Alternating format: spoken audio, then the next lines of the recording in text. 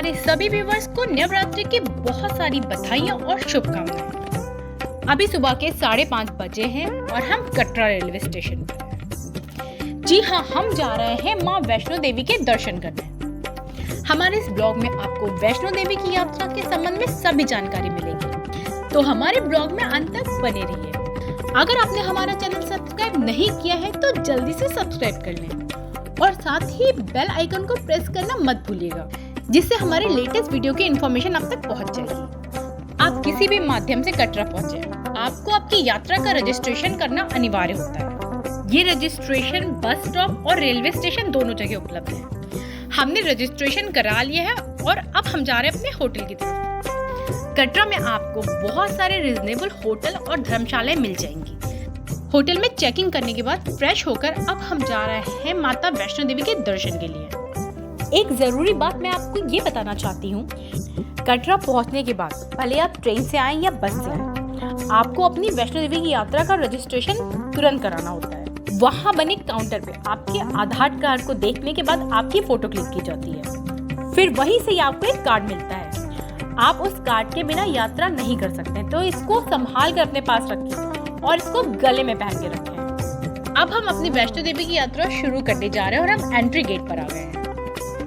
यहाँ पर एंट्री करने के बाद आपकी चेकिंग होती है, साथ ही आपका वो रजिस्ट्रेशन वाला कार्ड चेक होता है। अगर आपके पास वो कार्ड है तो ही आपको एंट्री मिलती है, नहीं तो आपको यहाँ से वापस जाना होगा। माँ वैष्णो देवी की यात्रा में सिक्योरिटी रीजन से आपकी कई बार चेकिंग होती है।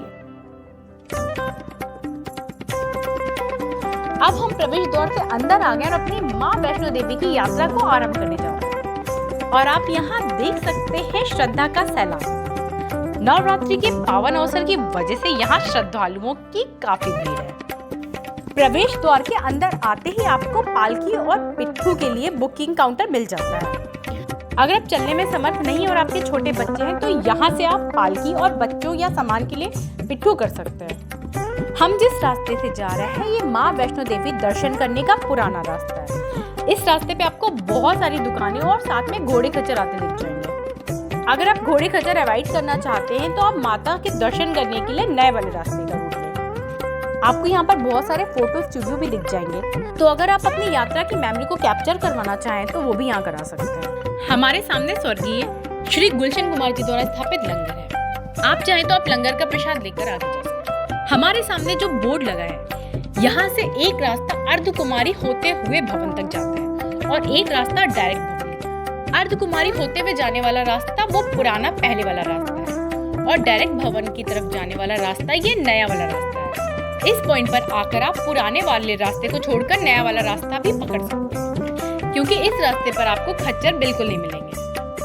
अगर आप चाहें तो आप बाढ़ गंगा से वैष्णो देवी तक का घोड़ा ना करके आप अर्धकुमारी तक के लिए भी घोड़ा कर सकते हैं। बाढ़ गंगा से अर्धकुमारी तक घोड़े से जाने का किराया 650 रुपए प्रति व्यक्ति है। हमने भी बाढ़ गंगा से अर्धकुमारी तक का घोड़ा किया था और अब इसके आगे का रास्ता हम पैदल चलेंगे। यहाँ से माता का भवन अब 2 किलोमीटर की दूरी पर है। अगर आप नया रास्ता लेते हैं तो अर्धकुमारी से भवन की दूरी 5.5 किलोमीटर है। अगर आप अपनी वैष्णो देवी की यात्रा पैदल करना चाहते हैं तो मेरा सुझाव है कि आप नए वाले रास्ते से जाएं, क्योंकि नया वाला रास्ता पैदल यात्रियों के लिए ज्यादा सुविधाजनक है। और यहाँ से देखिए कटरा का ब्यूटीफुल व्यू। अगर आप यहाँ से वो ब्लू कलर की लाइन देख पा रहे हैं तो वो नया यात्री मार्ग है। अर्धकुमारी से हमने भी नया यात्री मार्ग पकड़ा। पुराने वाले मार्ग पे आपको बहुत सारे घोड़े खच्चर मिल जाएंगे, उसकी वजह से आपको चलने में बहुत असुविधा होती है और आपकी स्पीड भी बहुत कम हो जाती है। पूरे मार्ग में आपको घोड़े की लीक की बदबू ही सुनने को मिलेगी। अगर आप माता के दर्शन के लिए पैदल आना चाहते हैं तो नया रास्ता है। माता के दर्शन का ये रास्ता बहुत ही साफ सुथरा है। इस रास्ते पर आपको हर थोड़ी दूर पे स्वच्छ पीने का पानी और बैठने की जगह मिल जाएगी, जिससे आपको थकान भी कम महसूस होती है। बाढ़ गंगा से माता वैष्णो देवी के भवन की दूरी नए रास्ते से अगर आप जा रहे हैं तो आपको 12 किलोमीटर पड़ेगी और पुराने रास्ते से 13 किलोमीटर पड़ेगी। अगर आप ये रास्ता पैदल तय कर रहे हैं तो आपको रास्ते में थकान जरूर होगी। जय माता की। यात्रा के दौरान आप बराबर पानी पीते रहिए ताकि आपकी बॉडी हाइड्रेट रहे, जिससे आपको थकान कम लगेगी और आप पूरी एनर्जी के साथ आगे बढ़ते रहेंगे। माँ वैष्णो देवी जाने के नए मार्ग पर आपको जगह जगह खाने पीने की भी दुकानें मिलती रहेंगी, जहाँ से आप हल्का फुल्का स्नैक्स, चाय, कॉफी और कोल्ड ड्रिंक वगैरह ले सकते हैं। साथ ही आपको माँ वैष्णो देवी ट्रस्ट के भोजनालय भी मिल जाएंगे। माँ वैष्णो देवी ट्रस्ट के भोजनालय में आपको बहुत ही शुद्ध और सात्विक भोजन मिलेगा, जो बहुत ही रिजनेबल रेट में है।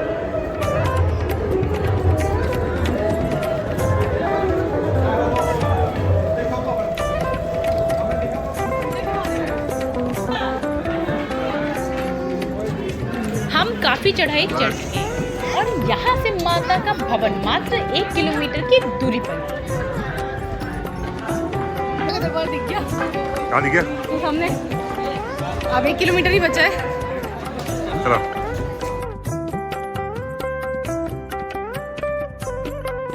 माँ वैष्णो देवी का मंदिर त्रिकुटा पर्वत पर स्थापित है और आप देख रहे हैं यहाँ की पहाड़ियों का बेहद खूबसूरत दृश्य। ऋग्वेद में भी हमें त्रिकुट पर्वत का उल्लेख मिलता है, जिस पर माता का मंदिर है।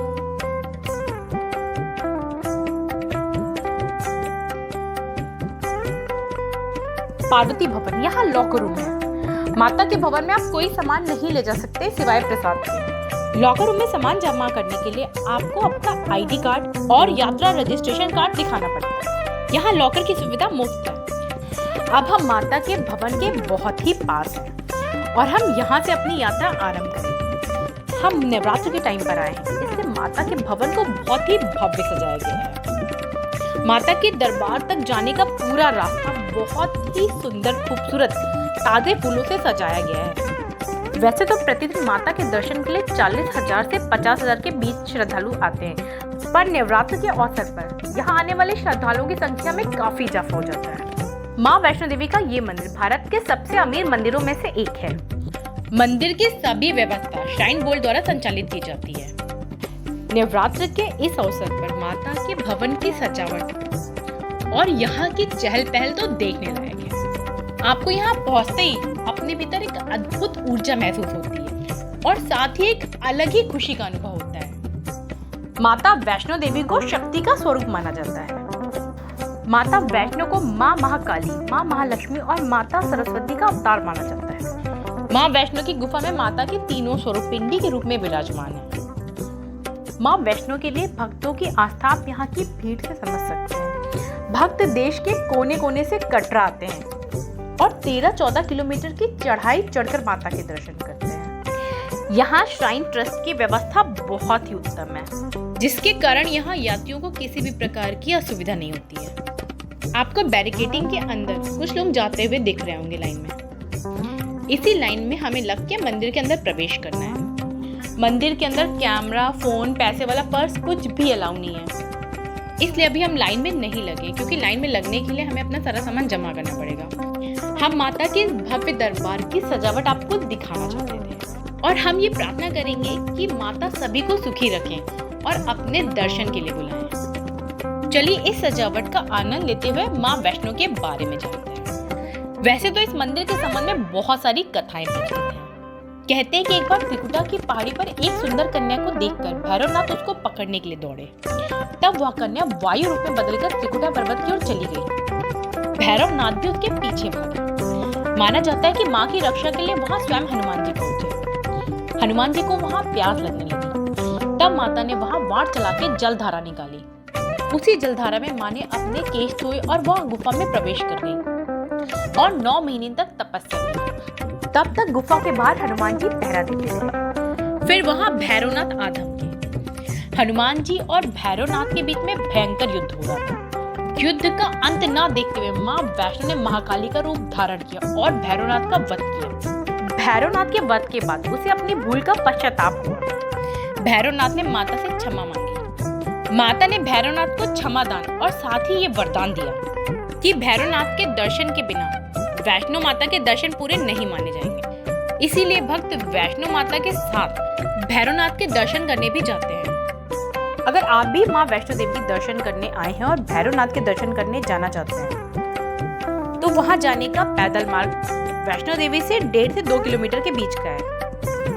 अगर आप पैदल यात्रा नहीं करना चाहते हैं तो आप पालकी या घोड़े के माध्यम से भी जा सकते हैं। अब वैष्णो देवी से डायरेक्ट केबल कार भी चलने लगी है भैरव जी के लिए, जिसको आप ऑनलाइन भी बुक करा सकते हैं और यहाँ काउंटर से भी उसका टिकट ले सकते हैं। और यहाँ माता के 9 रूपों की झांकियां बना के रखी हैं। आइए करते हैं माता के सभी 9 रूपों को प्रणाम। जय माता की। यहाँ वैष्णो देवी के पूरे परिसर को इतना भव्य सजाया गया है कि जिसको देख के आपका मन खुश हो जाएगा।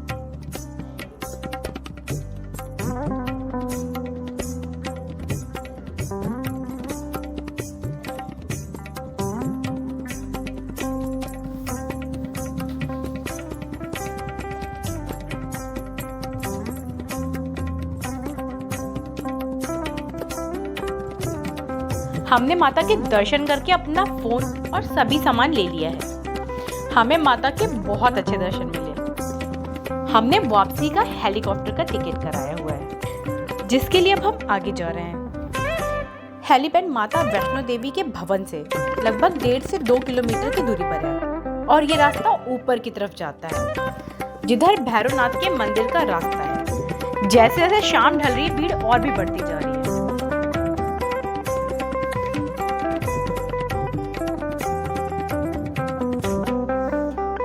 अब हम हेलीपैड के पास पहुंच गए हैं। यहाँ तक आने के लिए हमने घोड़ा किया था। हेलीकॉप्टर की बुकिंग आप ऑनलाइन कराएं, क्योंकि काउंटर पर आके टिकट मिलना मुश्किल है। हेलीकॉप्टर के दोनों तरफ का किराया पर पर्सन 4,420 रुपए है और एक तरफ का पर पर्सन 2,210 रुपए है।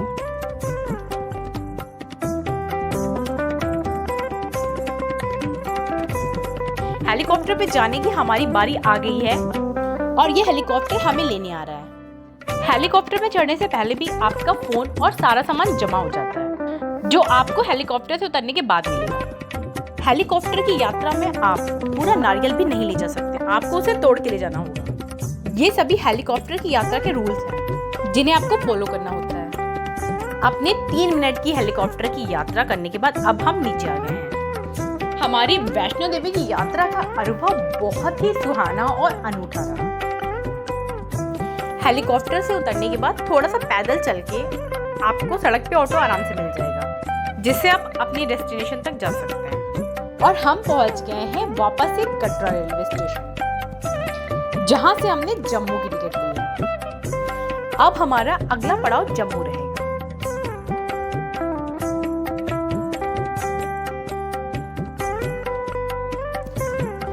कटरा का ये रेलवे स्टेशन बहुत शानदार बना है।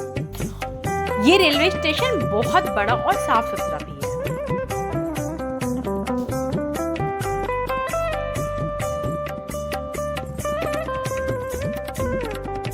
यहाँ से त्रिकुट पर्वत का व्यू बहुत ही सुंदर लगता है। यहाँ के आध्यात्मिक अनुभव के साथ हम यहाँ से विदा ले रहे हैं और माता से हम ये कामना करते हैं कि वो हमें फिर से बुलाए अपने दर्शन के लिए।